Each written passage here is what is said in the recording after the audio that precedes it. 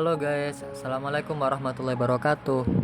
Perkenalkan, nama saya Najib Ashraf Imtiaz dengan nomor NIM 070406200090. Dalam kesempatan kali ini saya akan mempresentasikan tentang amaliyah tasawuf pesantren. Baik, poin bahasan dalam materi ini pertama adalah definisi ibadah dan zikir pesantren. Yang kedua, klasifikasi ibadah dan zikir pesantren. Dan yang terakhir, berkenaan dengan implementasi praktik ibadah dan zikir pesantren.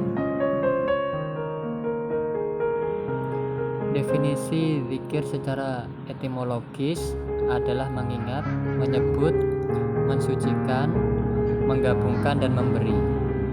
Sedangkan secara terminologis, aktivitas mengingat sembari melantunkan pujian-pujian kepada Allah Subhanahu wa taala. Klasifikasi ibadah.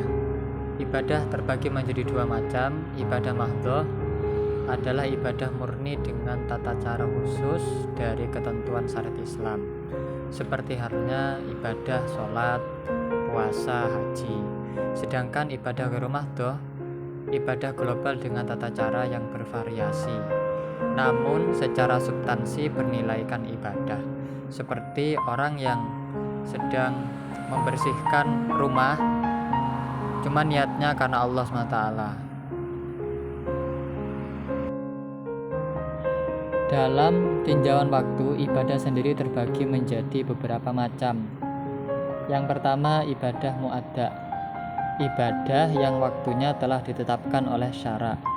Semisal sholat 5 waktu, di mana waktunya telah ditentukan oleh syarat atau syariat Islam. Yang kedua, ibadah maqdi. Ibadah ini dikerjakan setelah melampaui batas waktu yang telah ditetapkan syara. Artinya, karena ada udzur tertentu, sholat atau ibadah lainnya tidak dapat dikerjakan di waktu yang telah ditetapkan syara, namun dikerjakan di luar waktu tersebut. Ketiga, ibadah mu'ad, yaitu ibadah yang dikerjakan dengan diulangi sekali lagi dalam waktunya untuk menambah kesempurnaan. Semisal melaksanakan sholat secara berjamaah dalam waktu setelah melaksanakannya secara munfarid. Yang keempat adalah ibadah mutlak, ibadah yang sama sekali tidak berkaitan dengan ketentuan waktu di dalam syara, seperti membayar kafaroh. Dan pembayaran kafaroh hukumnya wajib bagi yang melanggar sumpah. Yang kelima adalah muwaqqat, yaitu ibadah yang dikaitkan oleh syara dengan waktu tertentu dan terbatas, seperti sholat 5 waktu, bahkan termasuk puasa di bulan Ramadan.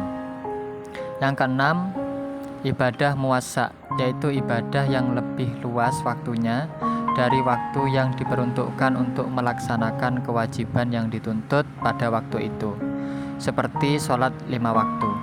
Artinya, seorang diberikan hak mengerjakan salatnya di awal waktu, di pertengahan, dan di akhir, asalkan setelah selesai dikerjakan belum berakhir waktunya.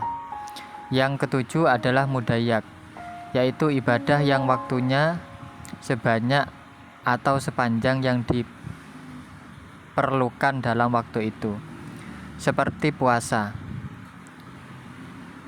Dalam bulan Ramadan hanya dikhususkan untuk puasa wajib dan tidak boleh dikerjakan puasa yang lain pada waktu itu. Yang kedelapan, ibadah muayyan, seperti ibadah tertentu yang dituntut oleh syara, seperti kewajiban atas perintah salat, sehingga tidak boleh diganti dengan ibadah lain sebagai alternatif pilihannya. 9, ibadah mukhayyar, yaitu ibadah yang boleh dipilih salah satu dari yang diperintahkan, seperti kebolehan memilih antara beristinja dengan air atau dengan batu, atau memilih kafaroh sumpah dengan memberi makan orang yang miskin atau dengan memerdekakan hamba sahaya. Yang ke-10, ibadah muhaddad, yaitu ibadah yang dibatasi kadarnya oleh syarak seperti sholat fardu atau zakat. Yang terakhir atau yang 11, ghairu muhaddad, yaitu ibadah yang tidak dibatasi kadarnya oleh syarak seperti mengeluarkan harta di jalan Allah, memberi makan orang yang sedang perjalanan atau musafir. Klasifikasi zikir. Zikir terbagi menjadi 3, zikir jali, khafi, dan hakiki.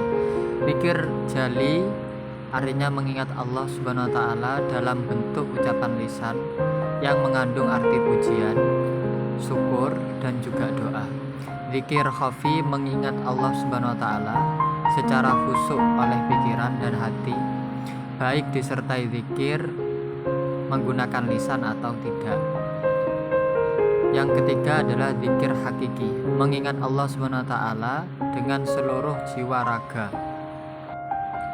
lahir batin, kapan dan di mana saja. Artinya zikir ini melibatkan seluruh bagian dari diri seorang untuk mendekatkan diri kepada Allah Subhanahu wa Ta'ala.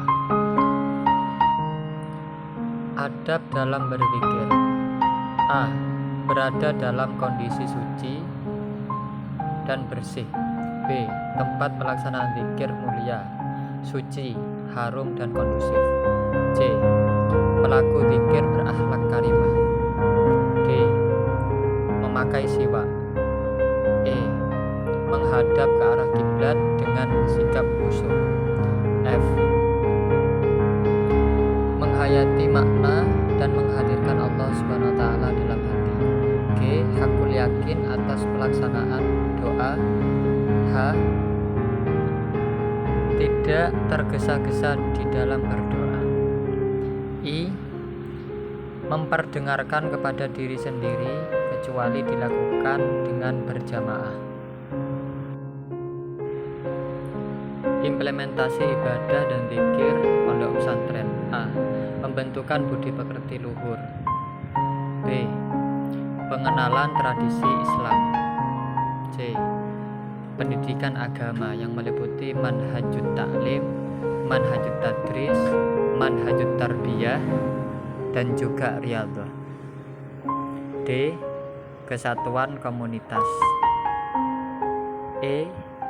Ibadah dan zikir dalam berbagai amalan ibadah keseharian seperti sholat, sholawatan, tahlilan, membaca Al-Quran, dan istighosah.